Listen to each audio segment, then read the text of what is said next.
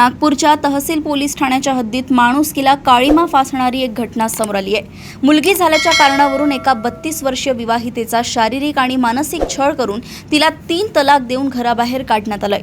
या प्रकरणी पीडित महिलेने दिलेल्या तक्रारीवरून पोलिसांनी तिचा पती आणि सासू विरुद्ध गुन्हा दाखल केलाय।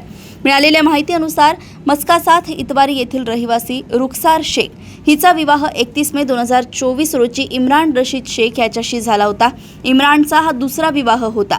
लग्नानंतर काही काळ सर्व काही सुरळीत होते, मात्र सासू सईदा बेगम हिने रुखसार विरुद्ध पतीचे कान भरायला सुरुवात केली। दरम्यान 11 ऑगस्ट 2025 रोजी रुखसारने आयरा नावाच्या गोंडस मुलीला जन्म दिला, मात्र मुलगी झाल्याने आनंद होण्याऐवजी पती आणि सासूने तिला टोमणे मारणे आणि त्रास देणे सुरू केले। 24 एप्रिल रोजी हा छळ शिगेला पोहोचला। इम्रानने रुखसारला बेदम मारहाण केली आणि जीवे मारण्याची धमकी देत 3 वेळा तलाक उच्चारून तिला घरातून हाकलून दिले। या घटनेनंतर जखमी रुखसारला रुग्णालयात दाखल करण्यात आले होते। इतके होऊनही 24 मे रोजी इम्रानने पुन्हा तिला मारहाण केली। अखेर सततच्या त्रासाला कंटाळून रुखसारने पोलीस ठाणे गाठले। पोलिसांनी या प्रकरणी कौटुंबिक हिंसाचार, मारहाण आणि मुस्लिम महिला कायदा अंतर्गत गुन्हा नोंदवलाय। विशेष म्हणजे इम्रानवर यापूर्वी त्याच्या पहिल्या पत्नीलाही प्रताडित केल्याचे आरोप आहेत। महिला नामे रुखसार शेख सोहेल शेख वय 32 वर्ष यांनी प्रत्यक्षरित्या पोलीस स्टेशन तहसील येथे येऊन कळवले की त्यांचा पती इम्रान रशीद शेख वय अंदाजे 38 वर्ष हा त्यांना बऱ्याच दिवसापासून त्रास देत आहे, मारझोड करत आहे। त्यांनी फिर्यादी महिला रुखसार शेख यांना दिनांक 24 तारखेला त्यांच्या घरामध्येच शिवीगाळ करून मारहाण केली।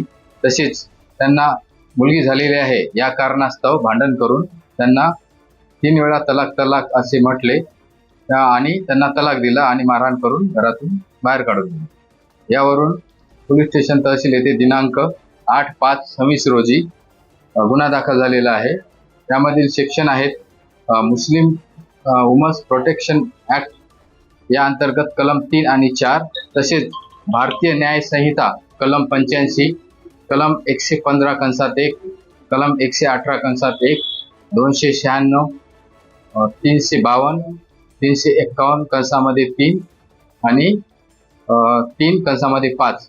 यामध्ये 2 आरोपी आहेत, इम्रान रशीद शेख तसेच सईदा बेगम वय 63 वर्ष। गुन्हा दाखल करण्यात आलेला आहे, पुढील तपास सुरू आहे। तर या आरोपीचा काही पार्श्वभूमी रिपोर्ट समोर आला आहे का आणि काय अटक केली आहे का आरोपीला? गुन्हेगारी रेकॉर्ड यापूर्वीचं नाही आहे आणि गुन्हा तपासामध्ये आहे। योग्य ती कायदेशीर कारवाई करण्यात येईल।